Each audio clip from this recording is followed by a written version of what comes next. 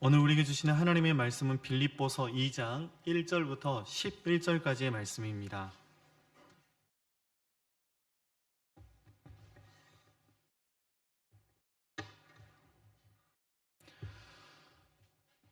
빌립보서 2장 1절부터 11절까지의 말씀을 저와 여러분이 한 절씩 교독하고 마지막 절은 함께 읽겠습니다. 저부터 읽습니다.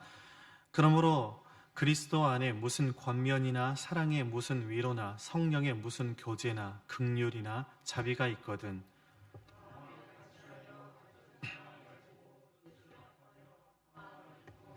아무 일이든지 다툼이나 허용으로 하지 말고 오직 겸손한 마음으로 각각 자기보다 남을 낮게 여기고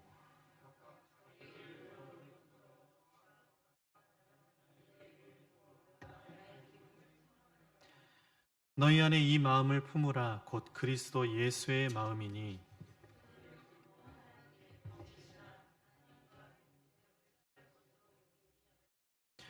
오히려 자기를 비워 종의 형체를 가지사 사람들과 같이 되셨고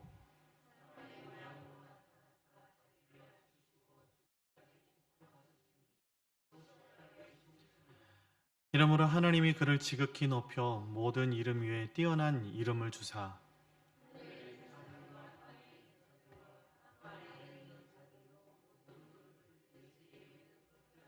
함께 읽겠습니다. 모든 입으로 예수 그리스도를 시인하여 하나님 아버지께 영광을 돌리게 하셨느니라. 아멘. 하루하루 긴장의 연속들이 지속되고 있습니다. 그 가운데에서도 소망을 가지고 하나님 앞에 예배하며 나아가는 우리 성도님들 한 분 한 분을 주님의 이름으로 축복하고 또 환영합니다. 오늘 이 시간에 본 말씀을 중심으로 그리고 이 모든 것들에는 사랑을 이라는 제목으로 하나님의 말씀 함께 나누겠습니다. 여러분들 혹시 사회학 용어 중에 멜팅팟이라는 말을 들어본 적이 있으실 것 같습니다. 이 멜팅팟이라는 단어가 원래의 뜻이 용광로라는 의미를 가지고 있습니다. 그래서 그 쇠 같은 것들을 같이 함께 용광로 속에 넣어서 그것들을 같이 함께 재련하는 그런 것을 의미하고 있는 것이지만 다양한 민족과 문화가 서로 융합되고 동화되는 현상을 뜻하는 말로 쓰여지게 되는 것인데요. 이 용광로에 다른 종류의 금속을 넣으면 처음에 가졌던 이 각각의 금속의 성질은 사라지고 새로운 모양과 새로운 이름으로 재생산되는 것처럼 각자의 다양한 문화를 가진 사람들이 서로 섞여서 살면서 새로운 문화를 만들어내게 되는 것을 의미하는 것입니다. 처음에는 피부 색깔도 다르고 언어도 다르고 생활 습관도 다르고 그렇게 문화적 차이에서 오는 그런 이질감 때문에 다소 거리감도 있었지만 이 한 사회라는 울타리에서 생활하면서 시간이 흐르면서 처음에 가졌던 이런 이질감이 변해서 동질감이 되는 것이고 이 공통의 문화가 새롭게 생겨나고 만들어져가는 그런 사회 현상을 일컬어서 이 멜팅팟이라고 이야기한다라는 것입니다. 저는 이 이야기를 들을 때 마치 우리 교회가 이 멜팅팟과도 참 같다라는 그런 생각을 하게 되었습니다. 우리 교회는 민족도 서로 다르고 생활 습관도 다르고 문화도 다르고 정치적인 이념까지 다르고 거기에 더해서 신앙의 색깔까지 다른 참으로 다양한 사람들이 함께 모여서 하나의 공동체를 이루어서 하나님의 나라를 함께 꿈꾸며 나아가고 있는 교회입니다. 그래서 우리 교회를 부를 때 이민교회라고 부르지 않고 다민족 교회라고 부르는 것이고 그렇게 우리 교회 안에는 일본부, 한국부, 중국부, 영어부 이렇게 다양한 언어와 다양한 모습으로 하나님의 나라를 함께 소망하며 나아가고 있다라는 것입니다.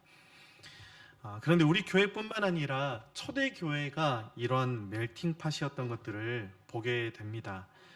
초대교회 중에 하나였던 고린도 교회만 하더라도 그런 모습들을 우리가 볼 수가 있는데 바울은 이 고린도전서 1장 10절에서 고린도 교회를 향하여서 이 멜팅팟의 문화를 가진 그런 고린도 교회를 향하여서 이렇게 말씀하고 도전하고 있습니다. 우리 같이 함께 화면을 보시고 읽어보겠습니다. 시작! 형제들아 내가 우리 주 예수 그리스도의 이름으로 너희를 권하노니 모두가 같은 말을 하고 너희 가운데 분쟁이 없이 같은 마음과 같은 뜻으로 온전히 합하라. 아멘. 같은 말을 하라고 하니까 저희로 따지면 교회에서는 일본어만 사용해야 됩니다 라는 그런 의미가 아니죠. 여러분, 같은 말을 하라는 말은 서로 같이 함께 축복하고 사랑하고 그렇게 함께 나아가라는 말씀일 것입니다.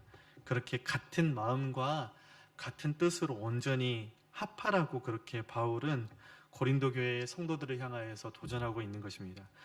이 고린도 교회가 당시에 참 대형 교회였습니다. 고린도라는 그런 도시의 성격상으로도 그렇게 볼 수 있고, 당시만 하더라도 이 고린도 지역은, 고린도라는 이 도시는 30만 명이 넘는 그런 다양한 사람들이 같이 함께 살고 있었다고 합니다. 여러 민족이 있었고, 여러 인종이 뒤엉켜 있었고, 또 고린도 교회 안에는 바울파, 아볼로파, 베드로파, 그리스도파가 있을 정도로 분쟁이 있었던 교회였습니다. 그래서 바울 사도가 고린도 교회를 향하여서 같은 마음과 같은 뜻으로 온전히 합하라고 그렇게 도전하고 있는 것입니다. 그런데 고린도 교회뿐만 아니라 초대교회 많은 교회들이 그러한 모습들을 가지고 있었습니다. 사도행전 15장을 보니까 우리 기독교 역사에 있어서 정말 중요한 사건이 기록이 되고 있는데, 예루살렘 공의회라는 부르는 그런 사건이 바로 사도행전 15장에 기록된 것을 볼 수가 있습니다. 예루살렘 교회에 사도들이 모여서 어떠한 중요한 한 가지 결정을 하게 되었는데, 만약에 이러한 예루살렘 공의회가 없었다면 아마도 오늘날의 우리의 신앙의 이런 신앙생활의 이런 틀들이 참 많이 바뀌어 있을 것 같습니다. 당시에 예수님을 믿게 된 유대인들이 이제 예수님을 믿고 구원받은 이방 사람들한테 이렇게 얘기를 했습니다. 당신들 그렇게 예수님 이름을 부르고 있고 예배하고 있는데 그거 한 가지로 충분하지 않습니다. 몇 가지 더 행해야 됩니다. 그래야 구원받았다라고 그렇게 이야기를 할 수 있습니다. 라고 이렇게 부드럽게 얘기하는 게 아니라 아주 강하게 그렇게 이야기를 했다는 것입니다. 몇몇 유대인들의 이 주장은 유대의 남자들이 모두 행했던 이런 할례를 이방인들도 받아야 된다라는 것이었고, 모세가 명한 이런 율법을 다 지켜야만 구원받았다라고 할 수 있다라고 주장을 했습니다. 이런 것들 다 지켜서 행해야 구원받은 것이지 그냥 교회에서 예수 이름 부른다고 구원받을 수 있는 것이 아니라고 그렇게 이야기한 것이었습니다. 이것이 바로 당시 교회 안에 있었던, 여러 교회 안에 있었던 분위기였고, 바로 그것이 구원받는 방법이라고 많은 사람들이 이야기를 했습니다. 이제 이게 논란이 되니까 예루살렘 공의회에서 예수님의 제자들인 사도들이 모여서 같이 의논하고 기도하고 하나님의 뜻을 함께 구하고, 결국에는 성령 하나님께서 이 부분에 있어서 확정적으로 결정하게 하신 사건이 바로 예루살렘 공의회 사건이었다는 것입니다. 이 사건 가운데서 결정한 것이 무엇이었습니까? 그것은 더 이상 할례를 받지 않아도 된다는 것이었습니다. 또한 음식과 같은 문제 때문에 고생하고 있고, 또 이것들이 믿음을 또 저해하고, 또 이것들 때문에 예수님을 떠나게 만드는 그런 일들이 있었는데, 더 이상 음식 같은 문제 때문에 고생하지 않고 자유해도 된다라고 이야기하는 것이었습니다. 그러니까 예루살렘 공의회에서 이야기한 것은 오직 예수 그리스도를 믿는 일이 중요하고, 오직 예수 그리스도 한 분이면 충분하다라고 결정지은 회의가 바로 예루살렘 공의회였다라는 것입니다. 그런데 현대 교회 안에도 이런 논쟁의 대상이 되는 것들이 참 많은 것들을 우리는 볼 수 있습니다. 예를 들어서 먹는 것들, 마시는 것들, 마시는 거 이야기하니까 여러분들 어떤 게 좀 연상이 되시죠? 네. 제가 굳이 얘기를 안 해도 될 것 같습니다. 마시는 것들, 그리고 또 날에 대한 문제들, 이런 것들에 대한 성도님들의 의견 차이들이 있는 것이고, 또 이런 것들 때문에 신앙이 나뉘어지는 그런 경우가 있다라는 것입니다. 이게 우스운 예화일 수도 있는데 실제적으로 제가 미국에 이 예화에 등장하는 교회의 이름을 찾아보기까지 했습니다. 그런데 정말 그런 이름을 가진 교회가 있더라고요. 레프트 풋 교회라는 그런 교회가 있어요. 그러니까 우리말로 하면 왼쪽 발 교회라는 그런 교회가 있습니다. 재미있는 교회 이름이죠. 사실 그 지명 이름이 레프트 풋 그런 호숫가에 있는 그런 교회여서 레프트 풋 그런 처치라고 그렇게 불리는 그런 교회이겠지만 아마 그 교회에서 비롯된 예화인 것 같습니다. 그 교회에서 이런 일이 있었다라는 것입니다. 성찬식을 하는데 다음 주에 저희 교회 성찬식을 하죠. 성찬식을 하는데 이 목사님께서 성찬식이 아니라 죄송합니다. 세족식을 하는데 이 목사님께서 세족식을 이렇게 행하시는데 우리 성찬식 하듯이 교회에서 이렇게 세족식을 하는데 목사님이 자꾸 오른쪽 발부터 씻으시더라는 것입니다.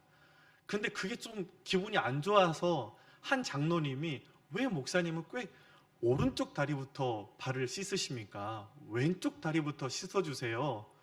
라고 그렇게 주장을 했다라는 거예요. 결국에 그 목사님이 오른쪽 발부터 발을 씻었던 문제 때문에 교회에서 쫓겨나게 되고 그 교회의 이름을 레프트 풋 처치라고 이렇게 지었다라는 것입니다. 이렇게 아주 우스운 얘기이지만 이러한 일들이 이런 먹는 문제들, 세족식 하는 문제들, 성찬식 하는 문제들 이런 것들 때문에 이야기가 참 많다라는 것이죠. 제가 저희 교회에 와서 저희 교회 참 성찬식이 은혜스럽다, 너무 좋다라는 것들을 많이 느끼고 있습니다. 제가 이전에 또 사역했던 교회에서는 성찬식 때 빵을 직접 이렇게 교육자가, 목회자가 빵을 떼어서 성도님들이 줄지어서 나오시면 건네드리고 그 성도님들이 그 빵을 받고 포도주스에 빵을 찍어서 이렇게 먹는 그런 모습으로 성찬식을 하기도 합니다. 그래서 많은 사람들이 우리 교회에서는 이렇게 성찬식을 하는데 다른 교회에서는 또 저렇게 성찬식을 하네요 라고 이야기하면서 무엇이 어떤 성찬식이 옳은 것인지, 어떤 성찬식이 더 은혜스러운 것인지 이런 것들 때문에 싸우기도 한다라는 것을 우리는 종종 듣게 되는 것 같습니다. 이렇게 현대 교회 안에서 먹는 문제, 마시는 문제, 날에 대한 이런 문제들 때문에 신앙이 나뉘어지는 경우를 우리가 많이 보게 되는데 재밌는 사실은 현대 교회뿐만 아니라 로마 교회도, 초대교회 로마 교회도 그러한 모습들이 있었던 것을 우리의 말씀을 통해서 읽게 됩니다. 로마서 14장 5절부터 8절까지의 말씀인데요. 우리 같이 함께 읽어보겠습니다. 시작. 어떤 사람은 이 날을 전날보다 낮게 여기고 어떤 사람은 모든 날을 같게 여기나니 각각 자기 마음으로 확정할지니라. 나를 중히 여기는 자도 주를 위하여 중히 여기고 먹는 자도 주를 위하여 먹으니 이는 하나님께 감사하며 먹지 않는 자도 주를 위하여 먹지 아니하며 하나님께 감사하느니라. 우리 중에 누구든지 자기를 위하여 사는 자가 없고 자기를 위하여 죽는 자도 없도다. 우리가 살아도 주를 위하여 살고 죽어도 주를 위하여 죽나니 그러므로 사나 죽으나 우리가 주의 것이로다. 여러분, 우리한테는 어떤 날이 중요합니까? 주일이라고 아마 많은 성도님들이 대답할 것입니다. 그래서 신앙인들은 일요일이라고 부르지 않고 주님의 날, 그렇게 주일이라고 부르기도 합니다. 주일도 참 중요한 날이지만 우리의 일상도 그에 못지않게 중요하다라는 것이죠. 주일에만 주님을 예배하는 것이 아니라 우리의 일상이 하나님께 드려지는 삶의 예배가 되어야 하는 것입니다. 그런데 이런 날 때문에, 날의 문제 때문에 서로 상처받고 또 상처 주는 일들이 많은 것들을 보게 됩니다. 초대교회 당시에는 어쩌면 지금 우리가 이 날이 중요하다, 저 날이 중요하다라고 이야기하는 것들보다 더 첨예한 날에 대한 논쟁이 있었습니다. 바로 안식일과 주일에 대한 문제였습니다. 유대인들한테는 목숨과도 같이 소중한 것이 안식일이었습니다. 바로 안식일은 토요일을 이야기하는 것인데, 기독교인들 사이에서 갑자기 주님의 그 부활하신 날, 그러니까 안식일 다음 날, 바로 주일이 중요한 날로 이렇게 떠오르게 된 것입니다. 안식일이 하나님을 믿는 사람들이 당연히 지켜야 했던 중요한 날이었는데, 이제 예수님께서 안식 후 첫날에 그렇게 죽으시고 부활하시면서 상황이 이렇게 바뀌게 된 것이죠. 그래서 주님의 날이라고 하는 바로 주님이 부활하신 날, 이 날을 너무나 소중히 여기기 시작했다라는 것입니다. 여러분, 이런 문제에 대해서 바울이 오늘 방금 읽었던 우리 로마서 말씀 가운데 뭐라고 말씀하고 있냐면, 자기의 마음으로 확정하라라고 그렇게 말씀을 하고 있는 것이고, 날이 중요한 것이 아니라 주님을 위하여 사는 것이 중요하다라고 우리에게 가르쳐주고 있는 것입니다. 예수 그리스도로 인해서 온전히 합하는 것이, 하나가 되는 것이 중요하다라는 것입니다. 주님께 예배하는 모습은 무엇이고, 날 때문에, 먹는 것 때문에 서로 다투는 모습은 무엇이냐라는 것입니다. 여러분, 오늘 본 말씀의 배경이 되는 빌립보 교회는 또 어땠습니까? 빌립보 교회는 원래가 참 칭찬받을 만한 그런 교회였습니다. 많은 핍박과 환난 속에서도 소망을 잃지 않고 복음 전하는 일에 힘써서 동역하고 사도 바울을 열심으로 섬겼습니다. 유럽의 첫 번째로 세워진 교회였기 때문에 더욱더 바울에게 있어서는 애착이 갔던 그런 교회였습니다. 그런데 이 빌립보 교회 안에도 한 가지 문제가 있었는데, 바로 그것은 다툼과 분쟁이었던 것들을 보게 됩니다. 특별히 교회의 여성 지도자들이었던 유오디아와 순두개가 서로 이렇게 다투게 된 거예요. 지금으로 이야기하면 교회 두 분의 권사님께서 서로 다투신 거죠. 그런 모습들을 보면서 바로 사도 바울이 하나가 되어라, 서로 사랑해라 라고 도전하고 있는 것을 보게 됩니다. 여러분, 그런데 사실 왜 이런 갈등들이 일어나게 되는 것입니까? 결국에 그런 모든 것들이 결국에는 누가 크냐의 싸움인 것을 우리는 보게 됩니다. 성경에 보면 예수님의 공생의 기간 동안에 제자들 가운데에도 이러한 다툼과 논쟁이 있었는데요. 그 논쟁의 주제가 뭐냐 하면 바로 누가 크냐라는 것이었습니다. 서로 이렇게 키가 누가 크냐 이런 거 말고요. 누가 더 높느냐, 누가 예수님이 더 사랑하는 사람이냐, 누가 더 영향력이 있는 사람이냐, 예수님의 나라가 임할 때 누가 더 높은 자리에 앉느냐, 이런 문제들 때문에 서로 예수님과 동행하고 있음에도 불구하고 제자들은 다투고 싸웠다라는 것입니다. 이런 싸움들이, 제자들이 계속되는 것들을 성경을 통해서 우리는 보게 됩니다. 그런데 여러분, 이런 싸움이 예수님 때에만 있는 것이 아니라 예수님 때부터 지금까지, 아니요, 역사 이래로 이런 누가 크냐에 대한 싸움이 계속되고 있는 것들을 우리는 많은 말씀들을 통해서 보게 되는 것입니다. 야곱과 에서가 그랬고, 가인과 아벨이 그랬고, 많은 사람들의 다툼은 서로 누가 더 크냐라는 것에 대한 다툼이었다라는 것이죠. 그런데 재미있는 사실은 중세 기독교 역사 가운데에도 그런 싸움이 계속되었다라는 것입니다. 종교개혁자 루터의 가르침을 따르는 루터 교회 내부에서도 루터가 이렇게 죽고 난 다음에 종교적인 그런 논쟁이, 다툼이 있었다고 합니다.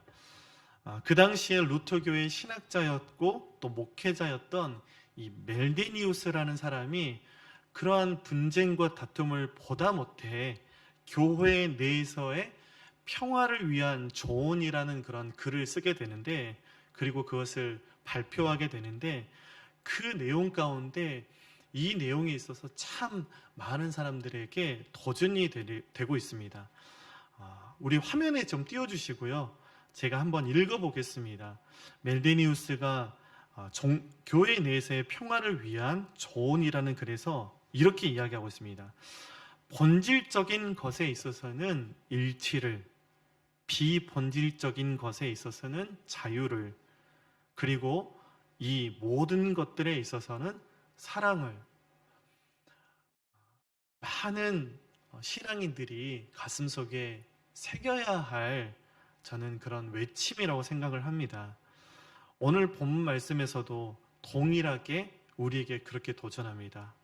우리에게 본질적인 것에 있어서 하나가 되어야 된다는 것입니다. 그래서 빌립보서 2장 5절에서 이렇게 말씀하고 있습니다. 우리 같이 함께 읽겠습니다. 시작. 너희 안에 이 마음을 품으라. 곧 그리스도 예수의 마음이니. 여러분, 우리가 잊지 않아야 할, 우리가 포기할 수 없는 본질이 무엇입니까? 우리의 믿음의 정수가 무엇입니까?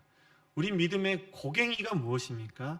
바로 그것이 예수 그리스도이다라는 것입니다. 여러분, 교회의 DNA가 무엇입니까? 바로 예수 그리스도이시다라는 것입니다.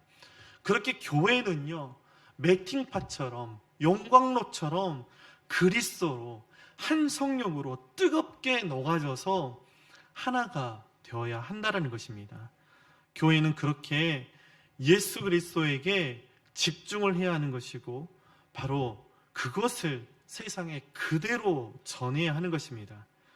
그렇게 교회는 본질적인 것에서, 다시 말하면 예수 그리스도 안에서 우리의 생각과 우리의 문화와 우리의 장벽을 넘어서 하나를 이루어야 한다라는 것입니다. 예수 그리스도의 그 십자가와 부활의 그 복음으로 우리가 구원받고, 함께 그 위에, 든든한 터 위에 우리가 같이 함께 서 있다라는 이 엄연한 진리적 사실 앞에서 우리가 타협해서는 안 되는 것이고, 일점의 굴복도 없어야 한다는 것입니다. 여러분, 서로를 바라보니까 다툼이 생기는 것이더라고요. 그런데요, 서로를 바라보는 그 시선에서 이제는 함께 예수 그리스도를 향한 시선으로 바뀔 때에 우리가 하나가 될 수 있을 줄 믿습니다. 그렇게 우리 교회에서 날마다 예수 그리스도가 외쳐지는 그런 교회가 되기를 간절히 소망합니다. 여러분, 우리의 이러한 예수 그리스도라는 본질을 향한 이 집중이 이제는 비본질에서의 자유로움으로 우리가 이어져야 하는 것인데요. 우리는 때때로 누가 더 많이 알고 있는가, 누가 더 정확한가 하는 문제로 다투는 것을 보게 됩니다. 가족 안에서도 그런 일들이 많고, 친구들 사이에서도 그런 일들이 참 많습니다. 여러분, 그런데 그 안에서 필요한 것이 무엇입니까? 그 안에서 주님의 뜻은 무엇입니까? 바로 주님의 뜻은 비본질적인 것에 있어서는 서로 용납해 주라라는 것입니다. 이해해 주라는 것이죠. 기다려 주라는 것이죠. 다소 시간이 걸릴지라도 기다려주고, 그래서 오늘 말씀에서 우리가 도전하고 있는 것처럼 다른 사람을, 상대방을 나보다 더 낮게 여길 수 있는 마음으로 나아가야 한다는 것입니다. 예수님께서 하나님의 아들로서 낮아지심처럼 우리가 그렇게 서로 안에서 더욱더 높아지려고 하는 것이 아니라 낮아지려고 할 때, 여러분, 서로 그렇게 져줄 때 우리 공동체가 하나님이 기뻐하시는 공동체로 세워져 간다라는 것입니다. 저는 파란색을 참 좋아합니다. 그래서 오늘 넥타이도 파란색으로 좀 내봤는데요. 네. 그런데 한번 생각을 해봤어요. 여러분, 무지개 좋아하시죠? 저는 무지개를 볼 때마다 노아의 홍수 이후에 하나님께서 내가 이제는 물로 인류를 심판하지 않겠다라고 약속의 징표로 보여주셨던 그 무지개가 항상 떠올라서 무지개를 보면 항상 저는 은혜가 됩니다. 그런데요, 제가 아무리 파란색을 좋아한다고 해서 그 무지개가 온통 파란색이면 이상하지 않겠습니까? 무지개가 어디 한 대 맞은 것처럼 이를 멍든 것도 아니고 이상하지 않겠습니까? 무지개는요, 빨주노초 파란보 되어야 무지개가 아름답고 예쁜 것이죠. 그렇게 우리 교회 안에 서로의 색깔들이 참 다른 것이 지극히 정상적인 것이고요. 지극히 아름다운 모습이다라고 하나님께서 말씀하시는 것이죠. 누군가는 빨간색, 누군가는 파란색, 누군가는 이 색깔이 잘 어울리시는 분들이 계시죠. 보라색, 네. 이런 색깔들이 같이 함께 어우러져서 하나님의 아름다운 나라를 세워가는 것입니다. 여러분, 그런데 이러한 본질과 비본질, 이 둘 사이를 이어주는 것이 무엇입니까? 바로 그것이 이 모든 것들에 있어서는 사랑을 이다라는 것이죠. 본질적인 것에서는 일치를, 비본질적인 것에 있어서는 자유를, 그런데 거기에 사랑이 없으면요, 무엇이 본질이고 무엇이 비본질이냐 하는 그런 문제로 또 다투게 되는 것입니다. 그러니 여러분, 우리는 모든 것에 사랑으로 품을 수 있어야 한다라고 그렇게 성경은 말씀하고 있는 것입니다. 그래서 성경이 우리에게 말씀하는 것이 무엇이냐면, 사랑은 허다한 허물을, 허다한 죄를 덮느니라, 그렇게 우리에게 말씀하고 있는 것이죠. 여러분, 그렇게 우리를 살리시기 위해서 독생자 예수 그리스도를 죽게 하심으로 우리를 향하신 그 하나님의 사랑을 확증하신 그 사랑을, 예수님께서 그렇게 낮아지심으로, 희생하심으로 보여주신 그 사랑을 우리가 같이 함께 모든 것에 더할 때, 그 하나님의 사랑이 이 사회가 안고 있는 그런 아픔을, 또 가정이 갖고 있는 그런 아픔을, 혹시 또 교회가 안고 있는 그런 아픔을 치유하게 될 줄로 믿습니다. 마지막으로 오늘 본 말씀 빌립보서 2장 11절 말씀 함께 읽고 말씀을 마치겠습니다. 모든 입으로 예수 그리스도를 주라 시인하여 하나님 아버지께 영광을 돌리게 하셨느니라. 본질적인 것에는 하나됨이 있고 비본질적인 것에는 다양함이 있고, 모든 것 안에는 하나님의 사랑이 넘치는 교회가 될 때, 그렇게 우리 교회가 이 땅 가운데 천국을 보여주는 교회로, 이 땅의 영혼들이 주님께 돌아오게 하는, 그래서 영혼들에게 좋은 친구가 되어주는 그런 교회로 세워져 갈 줄로 믿습니다. 그렇게 소망하는 것은 이한지로 우리가 살아갈 때 주님께서 우리 교회를 향한, 우리 공동체를 통해서 이 땅 가운데 영혼들이 하나님 아버지께 오늘 말씀처럼 영광을 돌리게 해주시는 그런 날들을 소망하면서 같이 함께 믿음으로 일주일의 삶을 살아내는 저와 여러분들이 되기를 주님의 이름으로 축원합니다. 기도하겠습니다.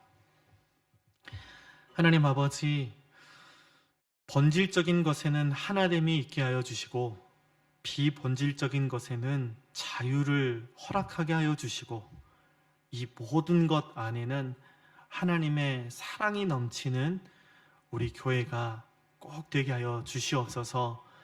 일주일을 그렇게 믿음으로 살아갈 때 우리를 통해, 우리 교회를 통해 이 땅에 죽어져가는 영혼들이 하나님께 영광을 올리게 되는, 그렇게 하나님께 돌아오게 되는 그런 꿈과 그런 소망들을 가지고 일주일을 믿음으로 살아낼 수 있는 우리 모두가 되게 하여 주시옵소서.